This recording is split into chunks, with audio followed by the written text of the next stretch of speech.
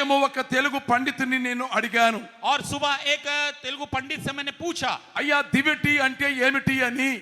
दीवट क्या है श्रीमान? సాధారణంగా దివిటి అనగానే దీపం అని మనందరికీ తెలుసు. और दीवट मतलब होता है दिया बल्ब के कहते हैं। దానికి అనేక అర్థములు ఉన్నవి. उसका बहुत से मतलब हैं। అందులో ఒక అర్థము, उसमें एक अर्थ ये है, దివిటి అనగా दीविटी मतलब దివిలో వెలిగే దీపము అని ఆయన అన్నారు. और उस दीप में जलने वाले एक दीपक है, దివిలో పరలోకములో వెలిగేటట్టు ఒక జ్యోతి అన్నారు. और एक स्वर्ग में जलने वाले निरंतर एक ज्योति है। దివిటి యొక్క అసలు తెలుగు అర్థం ఇది అని और तेलुगु का जो असली अर्थ ये है, ఒక ప్రొఫెసర్ గారు ఉదయం నాతో అన్నారు ఈ మాట. और एक प्रोफेसर साहब ने आज सुबह मुझसे कहा, మన చేతిలో ఉన్న బోర ఏమిటి, हमारे हाथ में तूरी क्या है, ఈ స్వరం ఎక్కడికి వెళ్తుంది, ये आवाज कहां तक जाती है? వారి స్వరము లోకమంతా వెళుతుందని उसकी आवाज सारे विश्व में పౌలు जाती है। భక్తుడు రోమీలకు రాశారు కదా, और पौलुस ने रोमियो को लिखा, వారి స్వరము లోకమంతటికి వెళ్లే స్వరము, उनकी आवाज सारे विश्व भर में जाने वाली आवाज था। వరముగా ఉన్నది స్వరము. ये एक वर के रूप में है, అందుకే స్వరం ఇదిగో కొనిమి అన్నారు. और इसलिए कोरिन्थी कहा कि ये आवाज, వరరాజా నిన్ను గూర్చి और इसलिए जानने के लिए, నిరతము పాడనిమ్మన్నారు.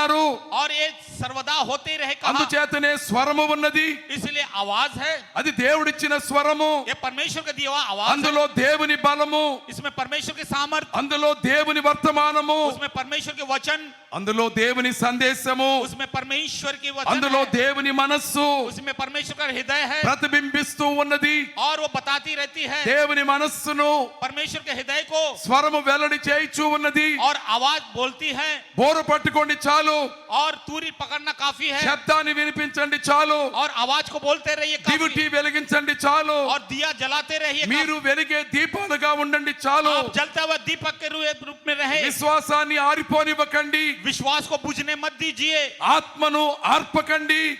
आत्मा को मत बुझाइए। మీ చేతిలో ఉన్నది దేవుని వాక్యము, आपके हाथ में परमेश्वर का वचन है, బైబిలు దాచకండి. बाइबल को मत छुपाइए। కొంచెం కింద మంచం కింద పెట్టొద్దు అన్నాడు కదా. पलंग के नीचे या फिर कहीं नीचे में मत रखिए। చాలా మంది చేతిలో బైబిల్ ఉండుట లేదు. और बहुतों के हाथ में बाइबल नहीं होती है। ఆలయానికి బోధ చేయడానికి బైబిల్ పట్టుకుని వెళ్తే అది బరువైపోతుంది అనుకుంటున్నారు. परमेश्वर के भवन में, परमेश्वर के स्थान में जाने के लिए ये बहुत भारी मानते हैं। వారి బ్రతుకులే పాడైపోతున్నవి బైబిల్ వారి చేతిలో లేనందున. परमेश्वर के वचन उनके हाथ में ना होने की वजह उनकी जिंदगी बर्बाद నీ हो रही है। చేతిలో బైబిల్ లేకపోతే, आपके हाथ में यदि बाइबल ना हो నీ గుండెలో బైబిల్ ఉందని ఎలా కనుక్కోవాలి? तो आपके हृदय में बाइबल कैसे जानेंगे? రాబోయే రోజుల్లో आने वाले दिनों में బైబిల్ దొరకని రోజులు వస్తాయని, बाइबल ना मिलने वाली परिस्थिति आ रही है। అందుకనే ముందుగానే బైబిల్ इसलिए पहले से बाइबल को ఎక్కువగా చదవాలని, ज्यादा से ज्यादा पढ़ें। కడకు నీ హృదయమే ఒక బైబిలుగా మారిపోవాలని इसलिए आपका हृदय एक बाइबल के रूप में बदल जाए, దైవజనుడు బోధించారు. परमेश्वर के जन ने बताया। అందుచేతనే బైబిల్ అంటే బైబిలే, इसलिए बाइबल मतलब बाइबल है, దీపం అంటే దీపమే. दिया अर्थात दिया है। మరి ఏ పనిముట్టు దీపము కాదు. और कोई भी काम के लिए जो నువ్వు है ये చదివే दीपक ఏ का- పుస్తకాలు और आपके पढ़ने वाला कोई भी అవి किताब దివిటీలు కావు, वो दीवट नहीं है, అది దేవుని దీపాలు కావు, वो परमेश्वर का दिया नहीं అవి है, పరలోక దీపాలు కావు. वो परमेश्वर के स्वर्गीय दीपक ఈ नहीं రెండు है। పట్టుకున్నారు గనుక, ये दोनों पकड़ने की वजह से, బోరా